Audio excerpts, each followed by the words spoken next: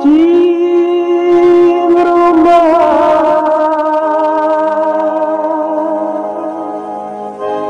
uinya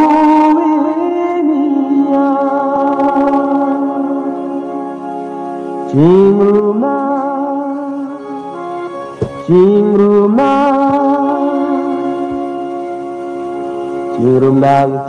nang ui miam ke ya ting som ti ti konang rong rup ji nong ipaya dang atur ke ron pa chi tang nang ching nang ui miam ke ya ting som ti ti konang rong rup ji nong ipaya dang atur ke ron pa chi tang nang Banglirai idirapan, banglirai idirapan, cipinang iok idi epran, cipinang iok idi epran, cipinang iok idi epran, cingrumang uian kaya ting tom titi konang.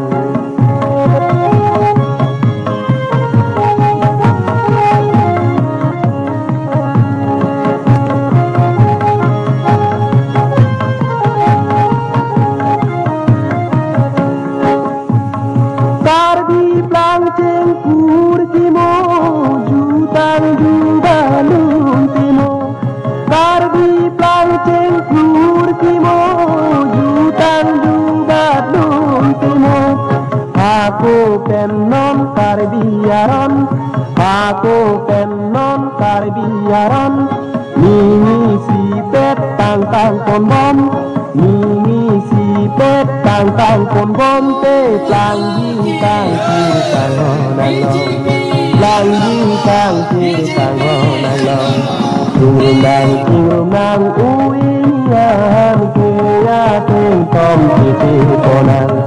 Rong rup ji nong ipaya dang atur keron pace tanang, atur keron pace tanang. Bangli irai iderapan, bangli irai iderapan, cipinang iok idi epran, cipinang iok idi epran, cipinang iok idi epran.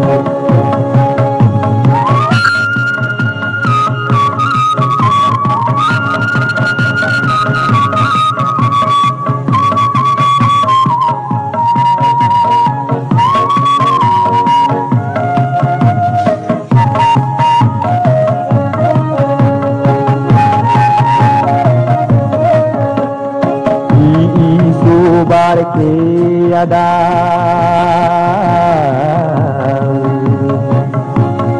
isu bar ke adang.